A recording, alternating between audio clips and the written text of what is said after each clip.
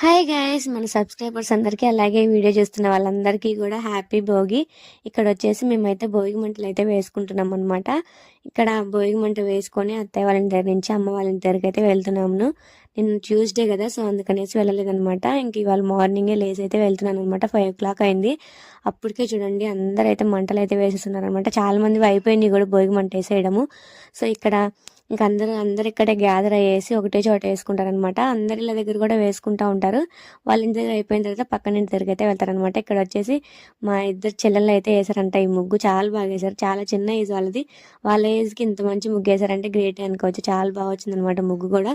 So ఇంకా భోగి మంటలు అన్నీ అయిపోయిన తర్వాత ఇక్కడ మా అమ్మ ముగ్గు అయితే వేస్తుంది అనమాట. పెద్ద ముగ్గు ఏం వేయలేదు, పిల్లల తొక్కి ఆగం చేసేస్తారని వెళ్ళేదనమాట. చూడండి అప్పటికే కింద ముగ్గేసి పైకి వచ్చేసరికి ఆ ముగ్గునైతే అయితే తొక్కేశారనమాట.